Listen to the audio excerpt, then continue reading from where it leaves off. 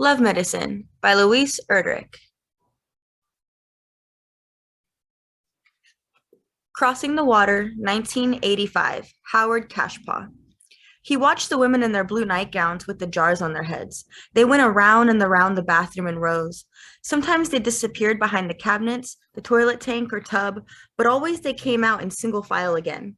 They never stumbled. They never had to steady their jars. Their calm tread calmed him. Below the cracked tiles, they walked in seamless gowns. Now and then, outside, his father kicked the table. He's busted out again. I'm sunk. A note that sounded childish even to the child was in the voice. Spoons, bowls, ashtrays, and bottles clinked together. That was not so bad. The bad part was King's big voice ripping out, then getting childish. His mother screamed. What about us? What about us? She said his father could only think about himself. She screamed until the women on the wall trembled. King Jr.'s nightmare was to see the jars crack on their arms, fall off while she screamed. But this did not happen. The miracle was that they stayed put together, flowing forward, moving around him in a circle. In school, they called him Howard. It happened like this. The teacher had said to his mother, "Your boy is very bright, Mrs. Cashpaw. Did you teach him how to read?" "I don't know how he learned it," his mother had said, "unless from that TV program." King Jr. watched everything, but Sesame Street was what taught him. He read the backs of cereal boxes, labels on cans, the titles in her love magazines. He was ahead of the other children in kindergarten, and so they put him in the first grade. "King Howard Cashpaw Jr.," said his new teacher. "Which of those names would you like to be called?" He had never thought about it. Howard. He was surprised to hear himself answer. It was that simple. After that, he was Howard at school. They were cutting out red paper hearts one afternoon, hearts to tack up on the bulletin boards. The teacher had a black magic marker. One by one, the children went up to his desk and used his magic marker to write their names in the center of their hearts. The sharp-smelling ink soaked into the paper. "Permanent," it said on the marker's label. "That means forever," said the teacher when Howard asked. "It won't erase." "Good," said Howard. He sat down and watched the teacher tape his heart on the wall. The wall was green. Placed against the wall, oddly, the heart seemed to pulse, in and out. He stared at the heart with his name firmly inside of it, and suddenly realizing something moved inside of him. He felt a jolt of strangeness. For a moment, he was heavy, full of meaning. Howard was sitting there. Howard was both familiar and different. Howard was living in this body like a house. Howard Cashpaw. At home, the blue woman continued to circle. A neighbor had come by and hit the door with a broom handle. Their voices went down after that. "What should we do? What should we do?" they said. He thought the police might come to get his father again. It had happened once before in the middle of a normal day. They had come to the door and snapped the circles on Big King's wrists. Now he had heard his father and his mother go into the next room. Then they were quiet. He leaned back against the porcelain tank. He could sleep now. Whatever she screamed about was over. Lipshaw Morrissey. King Cashpaw was advising me. "There's no way you're going to lose the MP shit. Turn yourself in. I know them bastards don't let up on you, man. I was in the Marines." "You've been a lot of places," Lynette told her husband roughly. "Stillwater Pen?" "Fuck that for now. I was in Nam." "He never got off the West Coast." Lynette leaned back to me with a bleary, confiding look. Not that she'd been drinking. She seemed punch-addled or half asleep. "We listened to him anyway." She winked. "How he does blab on." King glared at the little green and yellow checkered mat in the middle of the table, but he didn't take up the challenge. In the past couple of years, his face had pouched up and swelled. He was a wreck of a good time boy now, with a soft belly in his t-shirt and eyes usually squeezed shut against the harsh light. "Them bastards just won't let up on you," he repeated. He was drinking cans of 7-Up. There was about a case of empty scattered all around the apartment. I had never seen him drinking pop before. "Go bite," Lynette told him. "I wouldn't let those MPs get a hold of me." She shook her head in my direction. She'd frizzed her hair out in a solid red halo. "What made you sign with the dumb shit army anyway?" she asked. "I had a feeling my mother would have wanted me to," I said. They got uncomfortable, quiet, and gave each other a quick glance. That's when I knew they both knew the secret of who my mother was. They had both known all along. There was too many who had known, too many for me to hate them one by one. So I just smiled, although my stomach was a churning washer full of dimes. I was King's half-brother, see? A bastard son of June's. The old lady who told me this fact was the one who put the spell on Grandpa Cashpaw in his youth. Some said she caused him, later, to lose his senses. It was Lulu Martin, the Jabé witch, whose foundation garment was a nightmare cage for little birds. I had had a low-down opinion of Lulu, like most, but I'll respect her from now on because her motives was correct in telling me. She made an effort. She told me about June in a simple way that let me know that grown-up business was meant. After she told me, I tried. I really did try to take it all in my grain of thought. But here, as you'll see in the eventual telling, I met with the failure of the heart. In the end, that was the overbearing reason I joined up. So to go on with the story, I was walking in the hall of the senior citizens one day when Lulu opened her door and leaned out beckoning. She had red lacquer on her hooks, bangle jewelry all up her arms, and her head was like a closet of crows, a raging wig. Come on in here, she said. Young man, we got something to talk about. I don't think so, Mrs. Lamartin. I was quite careful. To tell the truth, I was afraid of her. She scared people after the bandages came off her eyes because she seemed to know everybody else's business. No one understood that like I did. For you see, having what they call the near divine healing touch, I know that such things are purely possible. If she had some kind of power, I wasn't one to doubt. That time the Defender girl was less than 2 months pregnant, Lulu knew about it just from touching her hand. When old man Benucci got a mistaken $1,000 credit from the government in his Social Security check, she asked him for a tiding over loan. He had been keeping it a secret. What about Germaine? She told Germaine to quit hoarding commodity flour and give it away because there was worms in it. How do you figure? Insight. It was as though Lulu knew by looking at you what the true bare bones elements of your life. It wasn't like that before she had the operation on her eyes, but once the bandages came off, she saw. She saw too clear for comfort. Only Grandma Cashpaw wasn't one to trifle out of current at the insight Lulu showed. She and Lulu was thick as thieves now. That too was odd. If you'll just picture them together, knowing everybody's life, as if they had hotlines to everybody's private thoughts, you'll know why people started rushing past their doors. They feared one of them would reach out, grab them into their room, and tell them all the secrets they tried to hide from themselves, which is, of course, just what happened to Lipshaw Morrissey. Lulu grabbed me. She might be soft and sweet as marshmallows, but in her biceps there was tension steel. She had run her nails beneath my collar, and I was whisked in before I could draw breath to yell. Clapped right down in her plastic armchair and scared to move for starting a fateful apartment-wide avalanche of sharp-edged ashtrays and painted poodles, I breathed a sigh. Caught but good, I thought. I wasn't really scared so much as irritated to be treated so abrupt. I was sure I knew all my secrets, see, and hadn't anything to hide. But I was wrong. As soon as she'd said, I talked this over with your mother long ago, I knew she was going to tell me something on which I'd shut the door. And when she said, not your stepmother, not Marie, but your mother in the flesh, my worst thought was confirmed. I don't want to hear, I told Lulu flat out. My real mother's Grandma Cashpaw. That's how I consider her. And why not? Seeing as my blood mother wanted to tie a rock around my neck and throw me in the slough. That's what you always been told, said Lulu calmly. Been told? Sure enough, I was hooked then. I took her bait. What do you mean? So she up and spilled the beans. You're 19 years old now? That makes it 20 years ago this happened. My son Jerry, you know him, in Illinois doing time now, was just out of high school. One day he came home and told me he'd got his eye set on this beautiful woman. She's got a beautiful shape, he said. She has class. He didn't say that she also was very bold, or that she was already married, or even that she had a child. He didn't tell me those facts. He just said, Mom, I think I'll marry her. He presented me with it. The only drawback was she was what you'd call an older woman, more experienced, but who cares past a certain point anyhow?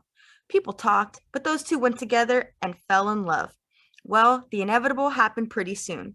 That pretty woman started wearing a big, wide tent dress. My boy left.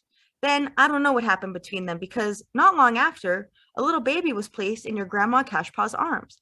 The woman went back to her husband, Gordy Cashpaw. As you know, they did not live very happily ever after. Neither did my Jerry. In fact, it looks like you had the best life of them all. I couldn't take it in.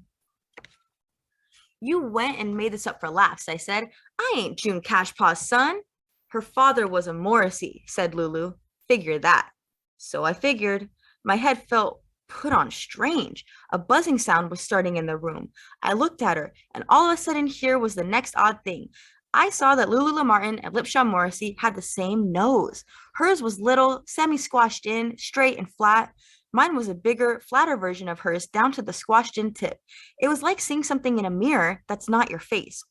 I'm scared to death of you, I said. Old witch, you tell me lies. You spoilt child, she said. Who else would you want to hear it from? They all know. Grandma Cashpaw, she's afraid to tell you because she loves you like a son. It frightens her to think you might run off. June's dead. Gordy too. My son Jerry's in the clink. King's drying out, but he wouldn't tell you anyhow. They all know it though. All of them Cashpaws. What the heck is it anyway? Do you like being the only one that's ignorant? No, I said. She softened. Her hard little black eyes toned down and misted. That black crow feathered duster on her head seemed to fold its wings and settle. I got a letter, she said. Then she smiled. Your dad Jerry's been so good they're going to transfer him back to the state pen. There ain't a prison that can hold the son of Old Man Pillager and Nana Pushman. You should be proud that you're one. I'm the only one that had nothing to lose by telling you all this, she went on after a short pause. It's simple. I either gain a grandson or lose a young man who didn't like me in the first place. I sat there in total quiet. She had caught me, but good. Well, she said after a while, which is it? Consideration got me no place the next day and a half. I thought at first I would pretend like nothing happened and just go about my business.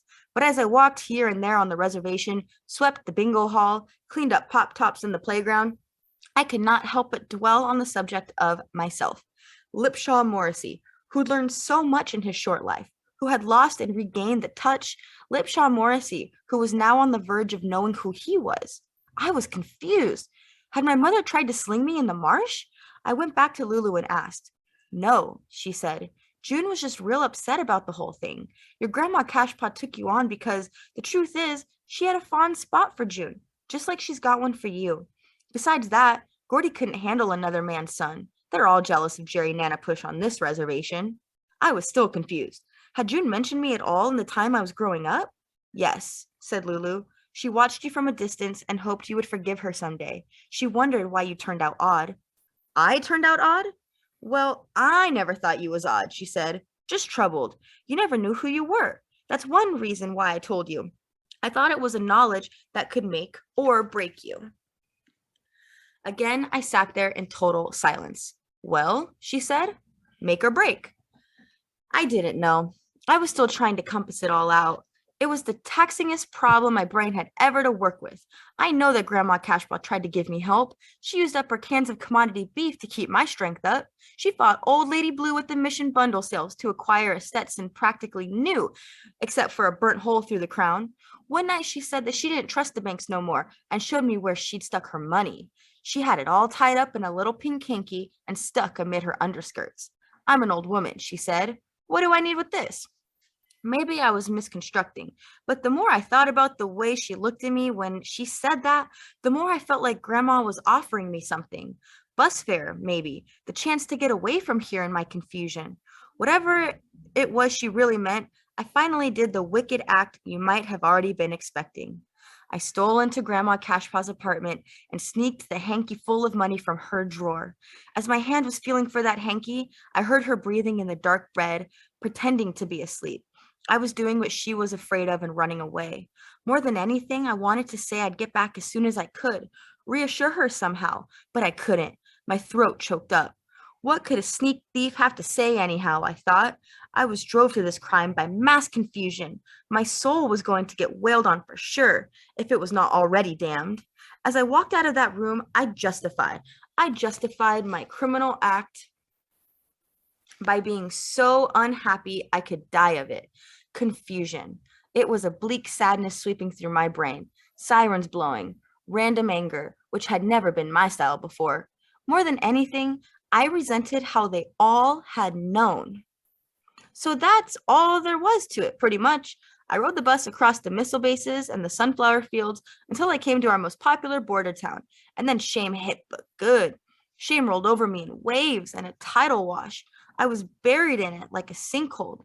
I took a room in a hotel for old veterans, and, like them, I spent my daylight sitting in the window drinking 3.2 beer and my nights in the lobby watching cop shows. Shame had me by the neck. But at last, when it had played out to squirts and dribbles, I was able to look around me. I was able to walk the streets like the younger derelicts. I walked back and forth then, all day, only vaguely curious about what I would do next. As I walked, I kept returning to one particular window. In it was the pictures of some clean-cut boys with monkey wrenches, standing on a bank of red flowers. There was a caption. It said, "Join today's Action Army." Eventually, I walked into the office behind those grinning boys. 2 shakes later, before I had thought twice, I was signing my name on a wad of paper. After I'd signed up for my monkey wrench and red flower, I went back to the hotel and watched Ephraim Zibilis Jr. persecute some drug addicts. I happened to take a close look around me at one point, and then I realized something. I realized that if I went into the army, and then if I got lucky enough to come out, I would be a veteran like these guys, gumming the stubble on their chins, dreaming of long locked medals, curling up around their secret war wounds to comfort a lonesome night. Not much in that, less than nothing. It gave me a sick chill to think of ending up here, like foam thrown off the waves of the lake, spindrift, all warped and cracked like junk and left to rot. This here was yesterday's Action Army, I thought. Fear clenched down. If I wanted to evade the consequences, I was going to have to hightail it and run. But where to? That was my problem. I couldn't bear going back home to the res, where every damn cashpaw cousin knew the secret of my background all those years. I was too galled. And yet I really didn't have nowhere else. There was no clear direction to follow, nothing to send me anywhere, until, as in this sort of case, I decided to ask myself point blank what exactly I wanted. The answer came quick and surprising. "I want to meet my dad," I said aloud. An old Sioux vet who said he was at Iwo Jima with Ira Hayes passed me a bagged flask of whiskey underneath the sign, "Please don't drink here. This is your lobby." I took a long pull, slugged it down. Then I started crying. That is, tears came out. I made no sound. "It often has that effect on me too, boy," the old man said. "It cleans you out." So I let the tears fall, my hands shredding the bag until the face of old granddad was revealed and the clerk told us to take it outside. By then I was half smashed. Everything seemed to hang in a sharp-edged silence. It was there, before the peeled, kicked-up doorway of the Rudolph Hotel, that I got the word on what I should do. "Ira's favorite band," said my friend, gazing tenderly at the empty bottle. "What the hell?" As he walked away, he threw it over his shoulder, and it hit me smack between the eyes. Now, as you know, as I have told you, I am sometimes blessed with the talent to touch the sick and heal their individual problems without even knowing what they are. I have some powers which, now that I think of it, was likely to come down from Old Man Pillager. And then there is the newfound fact of insight I inherited from Lulu, as well as the familiar teachings of Grandma Cashpaw on visioning what comes to pass within a lump of tinfoil. It was all these connecting threads of power, you see, that gave me the flash of vision when I was knocked in the school by Ira's favorite brand. No concrete shit barn prison's built that can hold a Chippewa, I thought. And then I realized instantly that was a direct, locally known quote of my father, Jerry Nanapush, famous politicking hero, dangerous armed criminal, judo expert, escape artist, charismatic member of the American Indian movement, and smoker of many pipes of kinnikinnick in the most radical groups. That was Dad. According to my vision, he would make a break for freedom soon. So that is how I got to the Twin Cities. After I got off the Greyhound, I was just starting to follow the Indians whenever I saw one, and eventually ended up where I belonged. Now I was sitting across from King. Let's get one thing straight. I never had much use for King. He did me dirt. Yet we know there are reasons to visit him. For one thing, I just had to see him knowing what I knew. Maybe things would change now that we were formally brothers. The other thing was that King had done time with Jerry Nanapush. I didn't think King knew Jerry was my father, but I knew there was some connection, a strong connection, maybe strong enough to lead me onward in my quest. I had to get down to the bottom of my heritage. King once threatened to slice me up with a bread knife. I didn't hold that against him, since it was done during one of his frequent leaves of sense. But what I did hold against him was the manner he always took toward me. "You little orphan," he'd say when we were young. "Who said you get a pork chop for dinner? That's for the real children." Or he'd steal my chunk of Spam. It didn't matter what we were having. He'd steal mine for the sheer spite.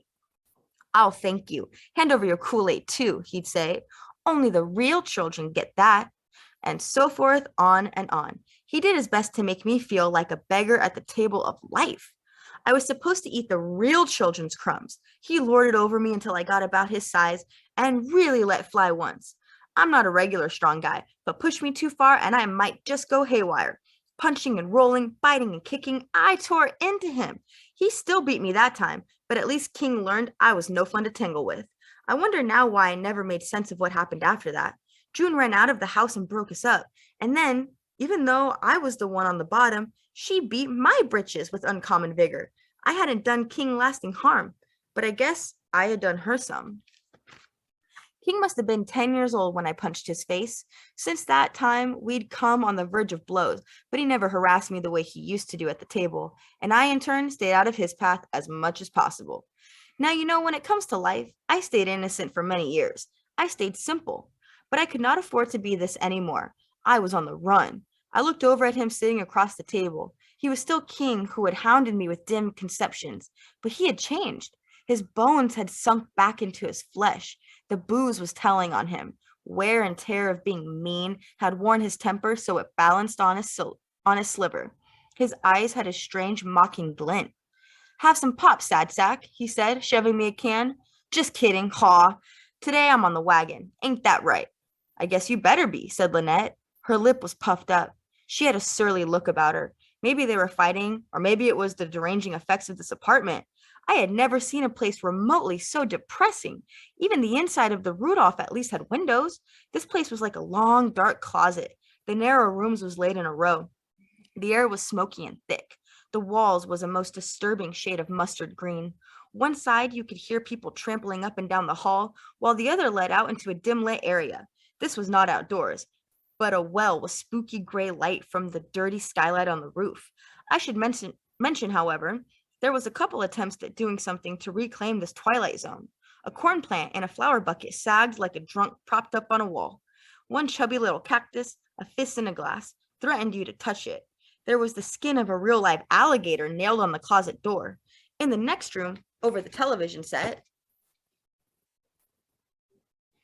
they had one of them velvet rugs that depict bulldogs playing cards. I had gone to check the room out. "This here's nice," I said to little King. The boy was glaring at TV. He didn't so much as look at me. "Little King," I said. "Hey there, it's me."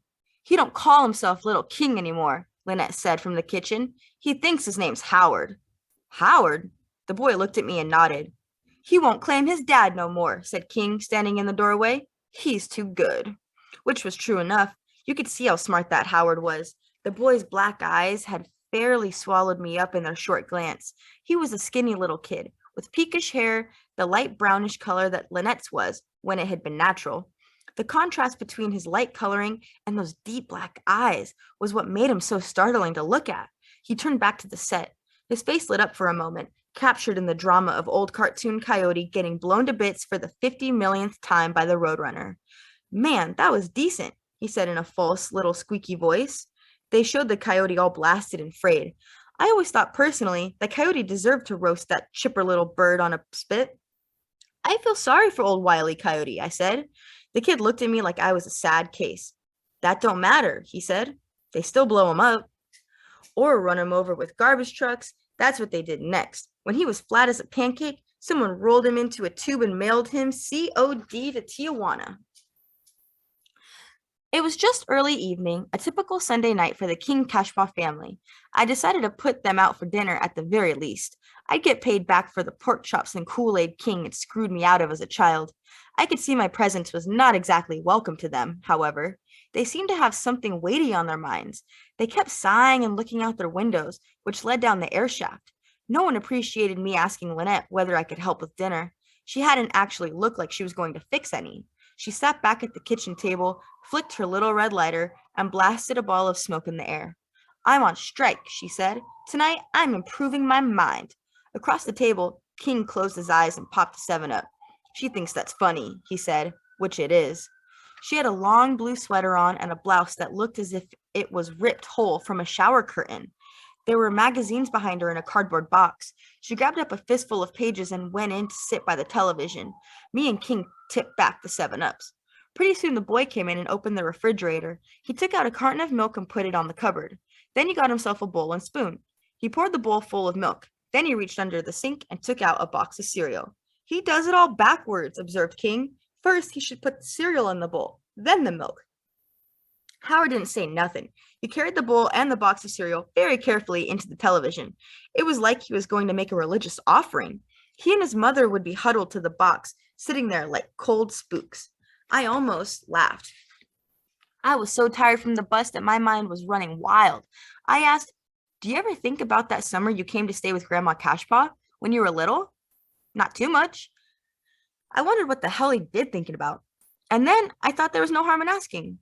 "Well, what do you think about?" I asked. You could have knocked me over with a straw at the way he started to answer that question. It was a big fat surprise, I'll tell you, to know that King Cashpaw could do more than growl, whine, throw his weight around. I guess being on the wagon brought him out or something. "Minnows," he said. "It's like I'm always stuck with the goddamn minnows. Every time I work my way up, say I'm next in line for the promotion, they shaft me. It's always something they got against me. I move on, entry level, stuck down at the bottom with the minnows." He grit his teeth, picked the warm can up in his hand, then crushed it softly so it gurgled. "I'm gonna rise," he said. "One day I'm gonna rise. They can't keep down the Indians. Right on, brother, huh?" "Yeah," I said. I couldn't help it. The laugh behind my face was like a sneeze. He'd call me brother. "What's so funny?" "Don't know." "My God," he said, "you'd think the Indians that got up there would look out for their own. Once they start earning 25, 30 grand, they move off in a suburb and forget about their cousins. They look down on you. Hey, you ever heard of the food chain?" "I'm hungry," I said. "You've been smoking dope, dopehead? Listen, the big fish eats the little fish, and the little fish eats the littler fish. The one with the biggest mouth eats any damn old fish he wants." I got up. They had another box of cereal under the counter. Lucky Charms. I poured some milk in my bowl and then dumped the cereal in, like Howard. "Yeah," said King. "Go ahead and eat anything you want. Like I was telling you, I was in the Marines. You can't run from them bastards, man. They'll get you every time. I was a Nam." That was a fat lie, but I sat there and listened. The cereal was sweet, good, like candy, and the milk was filling. I lapped it up. I had a desperate, hungry craving. I kept pouring it in and feeding my face fast as I could. He hardly noticed. He was off into his own mind. "Bin!" He popped his lips. "Bin! Bin!" That was the sound of incoming fire exploding next to his head. "Apple! Apple? What, banana? Over here, apple!" That was what he and his buddy, who King said was a Kentucky boy, used to call each other in code.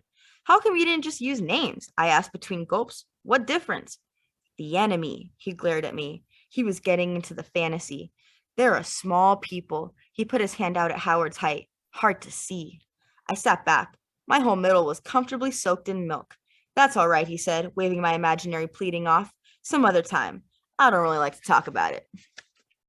"All right," I said. "I understand. Let's play cards." Anything to get his mind off all the fun he had missed in Vietnam. Anything not to think what might happen if the army caught up with me. What they did with the Lipshaw Morrissey type, I didn't want to ask. I just knew I didn't want to be a member of some fruit bowl in the jungle, not to mention of how they crazed your mind in training camp. Not for me. There was a pack of cards on the windowsill, that window looking down into the sad gray patch of space. I thought perhaps they should have closed it off. That shaft went through all the way to the ground floor. You could hear ghostly doors slamming, voices in the entryway. It was supposed to be elegant once, but now the soft and threatful dusk of it gave me the creeps. "Poker?" "Yeah," I said. 5-card stud. Deuce is wild. I like the deuce wild. I like that puny little card coming strategy. We started playing. The dark came sifting gently down, so we put the lights on. The place seemed almost cozy when there wasn't any reason to have windows anyway. I was all full of milk and cereal like a good child. The meal had perked me up. Lynette made coffee, and although it tasted like dishwater run through a car battery, I sipped it gratefully. If this evening around the table with King in a state of rare normality was the most brotherly we'd ever get, I decided it was enough. One thing you'll notice, I did not let on I knew that both our backgrounds were sprung from the same source. And I hadn't asked about Jerry yet. I felt better keeping it to myself. For the moment, I didn't even care to flaunt that I belonged. Belonging was a matter of deciding to. Through many trials, I had seen this to be true. I decided I belonged, whether or not King thought I did. I was a real kid now, or halfway real. I crimped myself an ace. I'd had to learn the knack of cheating at cards when I worked as an attendant at the senior citizens. Otherwise, they'd beat your hide. It wasn't cheating to them anyway, just second nature. The games were cheerfully cutthroat vicious, and the meanest player of them all was Lulu. She'd learned to crimp, that is, to mark your cards with little scratches and folds as you play, when she started losing her eyesight. It was just supposed to keep her even in the game, she said. I learned to crimp from her before I ever knew she was my grandmother, which might explain why I took it with such enormous ease. The blood tells. I suppose there is a gene for crimping in your strings of cells. At any rate, I was getting to know the cards pretty good. I always like to keep my eye on where my jacks are going in the deck because other people like to call that one-eyed jacks wild. I got a soft spot for the jack. The jack of hearts is me. Who doesn't hold a sword in his hand but a banana peel? I raised King a moon. He wasn't playing for change but bits of cereal. There wasn't any change around and he was short on matches, so we used the marshmallow bits that came in the box. Stars were $100, hearts 50, moons were 20, the diamond was 10, and the clover 5. The pieces of cereal themselves were all worth 1. That's how it went. Every so often we would munch a little from the pot to keep us going. He took me with a full sweat the marshmallows to his side and threw them one by one in his mouth. We started over again. In the next room, there was some show on with lots of guns burping. I wondered how to bring up Jerry. Again, I decided to take the bull by the teeth. King was dealing. So you knew Jerry Nanapush when you was both in Stillwater, I said. The cards spurted evenly from his hands. He didn't miss one. Oh, Jer, he said with an awkward boasting laugh. We were like this. He put the last of his cards down and held up his first 2 fingers clenched together. That is, we were buddies until those asshole Winnebagos started spreading rumors about me. Oh, I tried leading him. I was out of stars and betting hearts. But he wasn't going to get no further into that. I waited a little while before I tried anything else. Well, is it true? I said. They have him in maximum security with the real big time criminals? Not that I heard, said King, for sure now uncomfortable. I heard he's back in Mandan. It's not all that secure. King pouted his cheeks and pushed his moons over. I asked him if he thought Jerry had really killed that Smoky, or was it pinned on him, the way so many people said after the trial. I really wouldn't know, was all King muttered. I wish he would have told me, because that's the one thing I really wondered now that Jerry was my father. Had he really cut a living man down? I wanted to know what kind of seed I had sprung from. The television guns were chattering. We played in silence. And it came to me after a while that something was definitely wrong and agitating King. A couple of times he blurted bits of a tuneless song as though he was keeping his mind from touching a sore subject. He lit his Marlboros one off the other's end, and sometimes left 2 burning in an ashtray. He couldn't have been so deeply absorbed in a game where the stakes was a bowl of cereal, so I had to wonder what was wrong. I had a clue it was related to my questioning him on Jerry. After that, I'd had trouble letting him win a single game. Long about 9, he got to really looking jumpy. He was wiping beads of sweat off his upper lip, biting his thumb. Finally, he got it out. He wanted to go into the next room, catch the news. So we quit playing. Lynette was curled up on the couch underneath an old coat, and the boy Howard was sitting rigid in the chair. Newsbreak came on, sure enough, and that's when I had it, my inkling of what was bothering King. What was strange here all along, maybe even why he was on the wagon. He had to keep his wits about him. The newscaster was talking. Federal criminal Jerry Nanapush escaped while being transferred to the North Dakota State Penitentiary.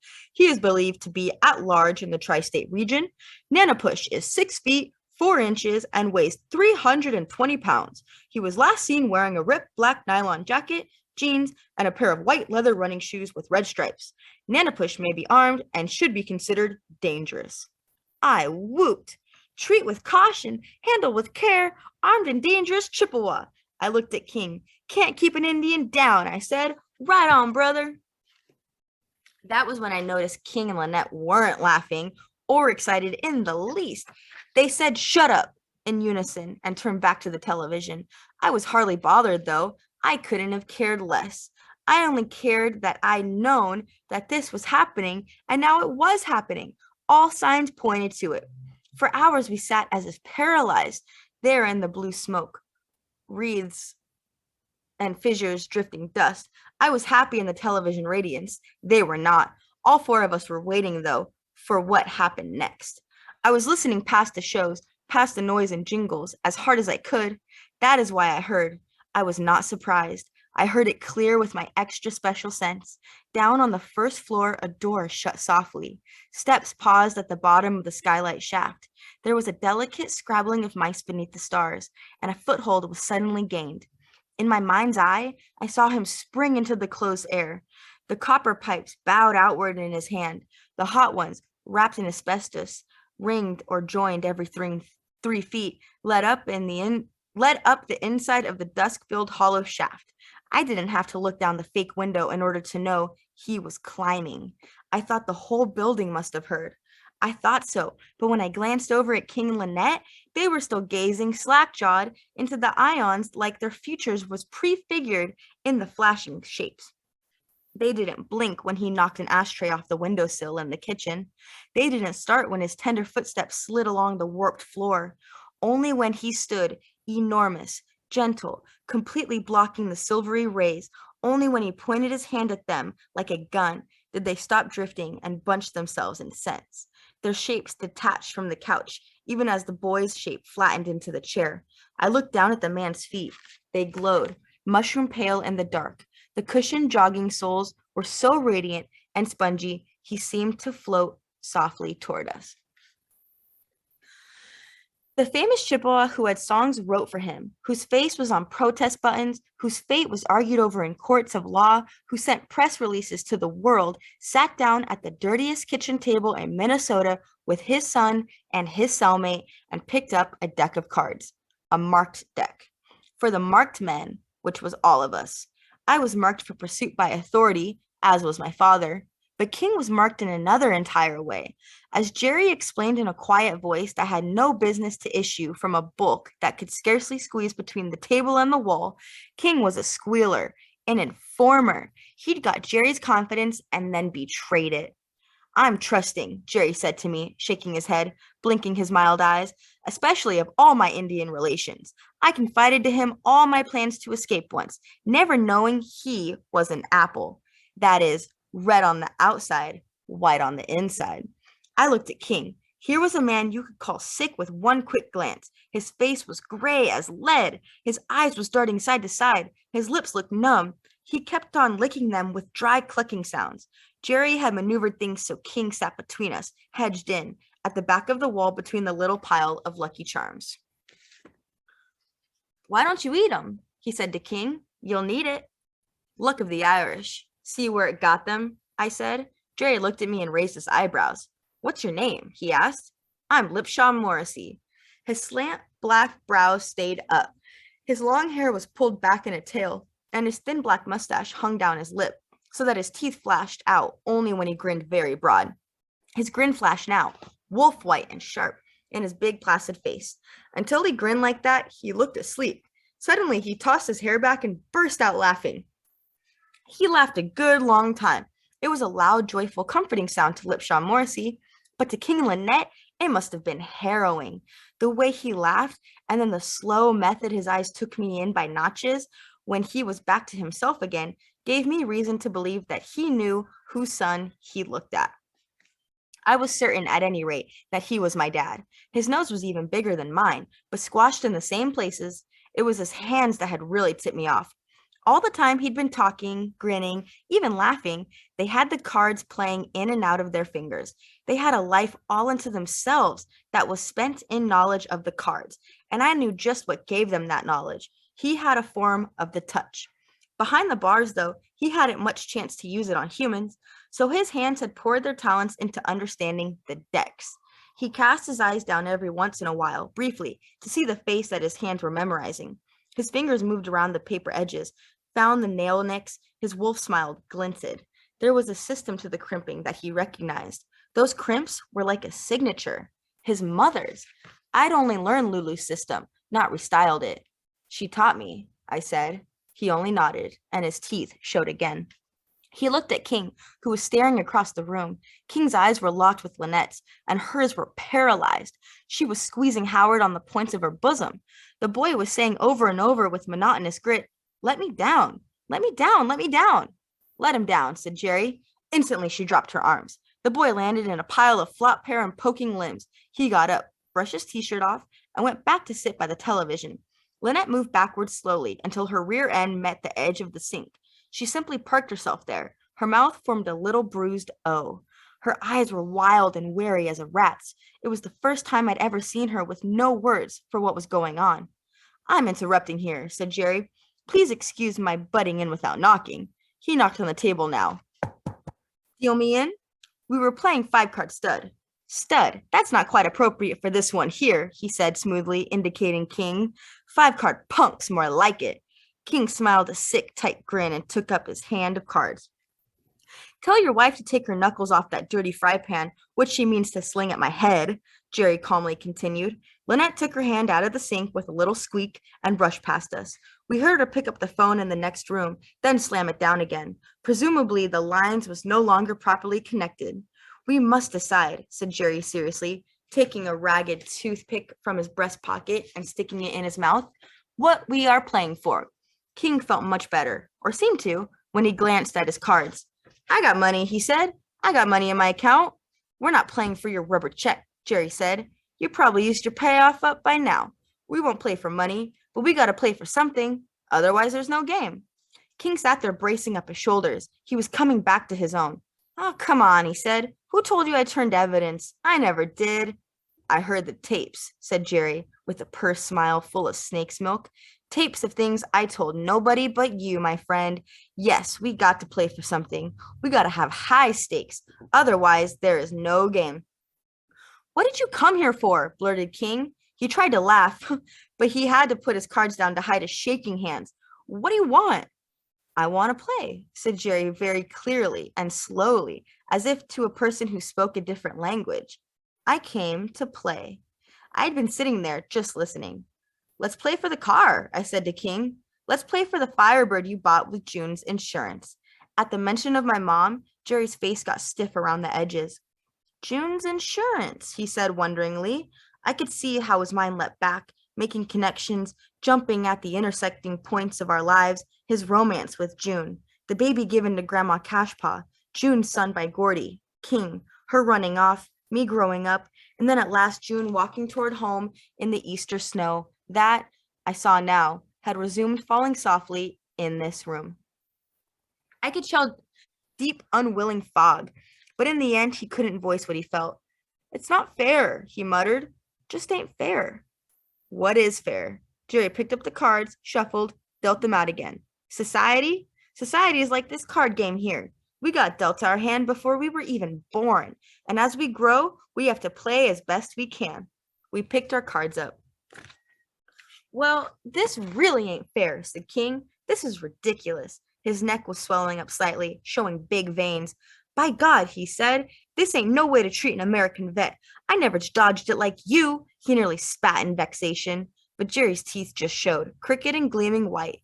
"Glad I didn't have to go," he said. "They couldn't pay me enough to commit their murders." He sighed and raked the cards back into his palms.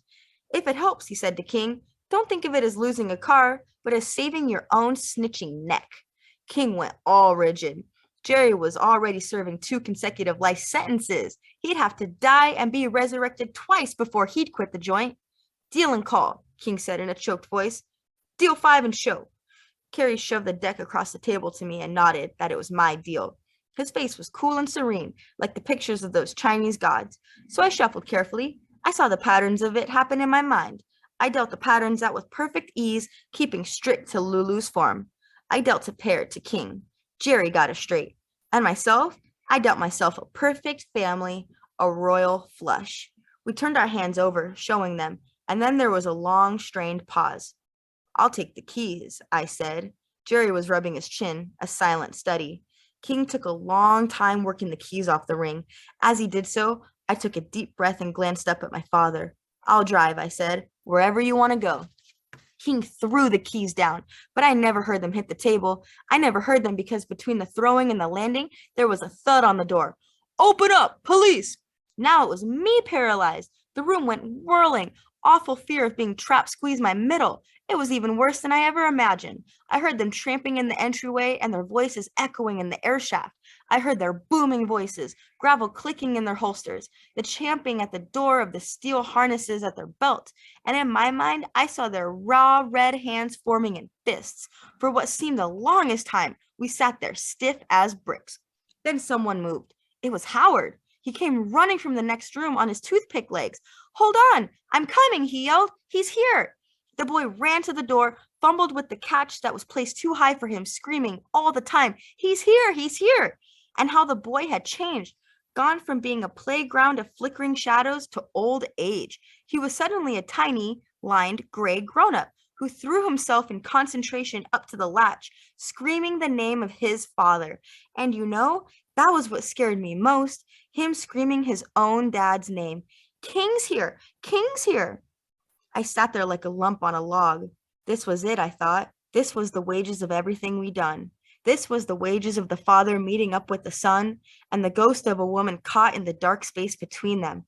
This was the wages. This was the sad fact. I couldn't linger too long on sad facts, though, for Howard finally got them in. He stood there, wheezing and crying and pointing at King. I thought the police would leap across the table and collar Jerry, then tie me up. And I had just mustered up the courage to get arrested with a decent struggle when I noticed that the state police were still standing in the door. It hadn't taken more than a quick look-see through that apartment for them to ascertain that Jerry wasn't there. I whirled around. He was gone, vanished. He'd been hoisted from his chair into thin space. There was nothing but air where my dad had been. The lips formed his names, but I never said it aloud. To this day, I think he laid a finger beside his nose and went flying up the air shaft. That's the only thing possible. The police were mumbling. King was answering. Sorry for bothering you, sir, they said. Have a good evening. And then they shut the door and we were left there. It all happened so fast we felt stunned flat. I didn't even have time for relief that they never asked about me. Howard was lying on the floor, stretched out, still as death. I knew he was playing dead. I would have in his shoes.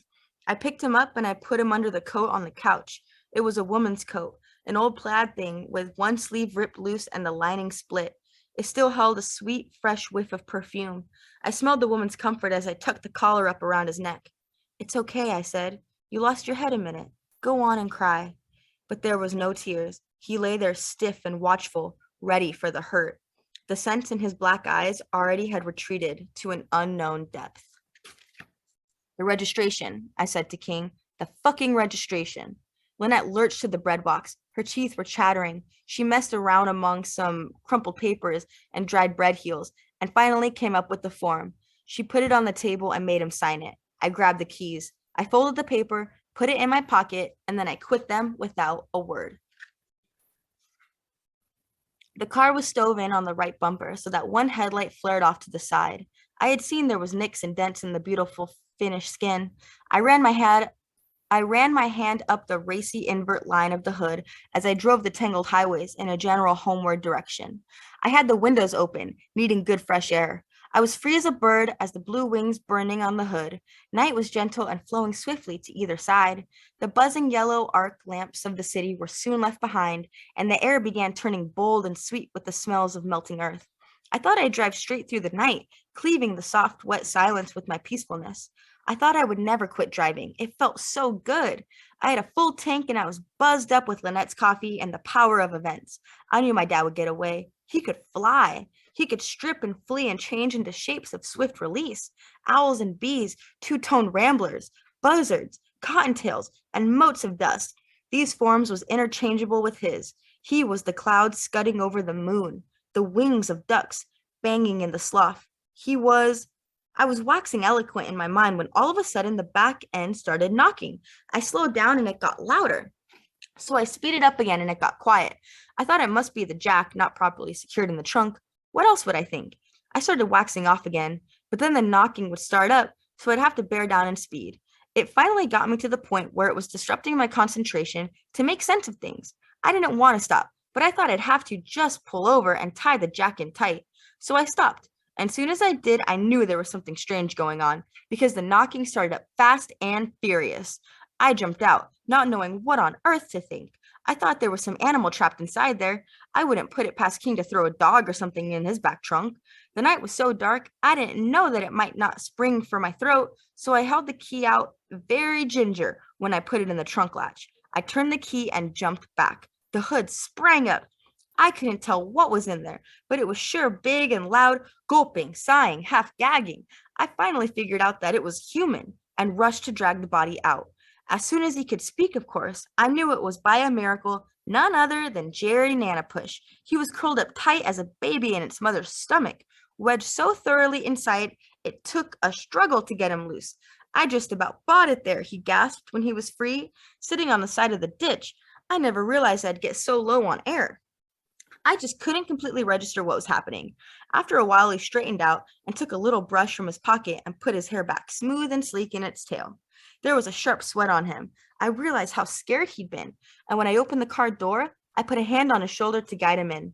These things had took their toll. He couldn't talk for a long time, so we let the road take us along. It was miles and miles before he roused himself to ask if I would take the next right-hand turn I came to and drive until I hit Canada. He said he'd be obliged if I could let him off near the border. I got a wife and little girl up there, he said. I'm going to visit them. You're going to make it this time, I said. Home free.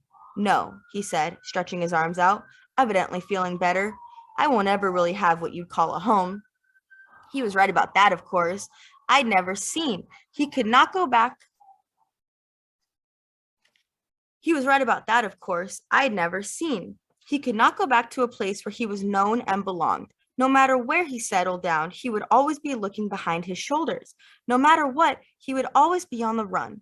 We talked a good long time about the reservation then.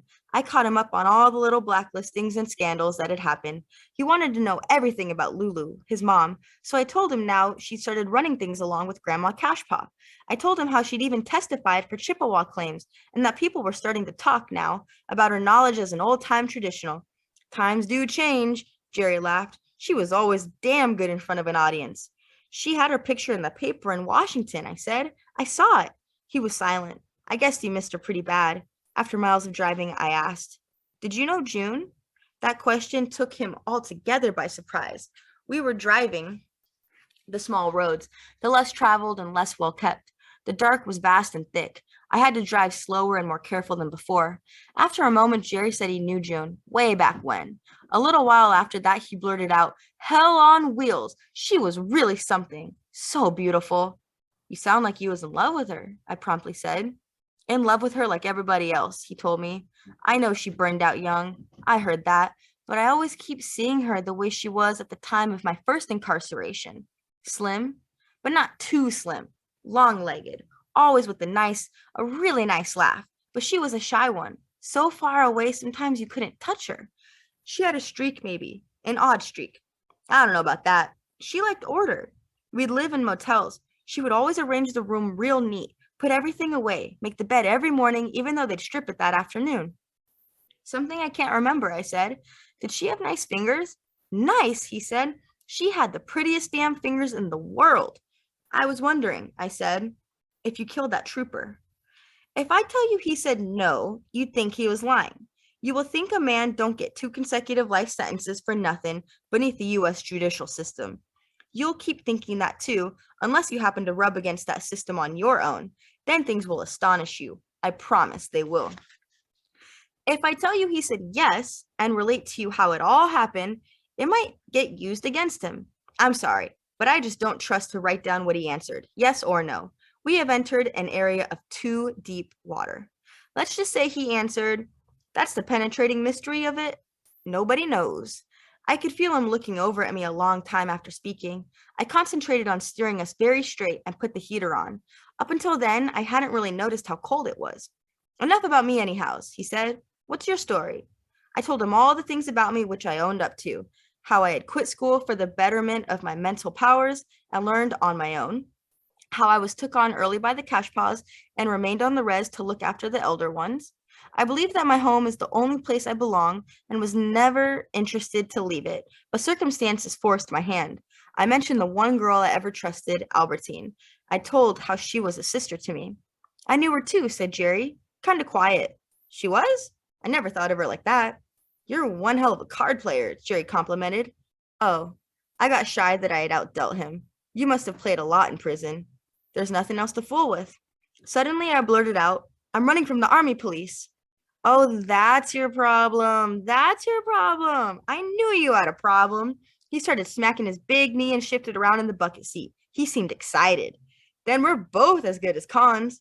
That's the damn truth, I agreed.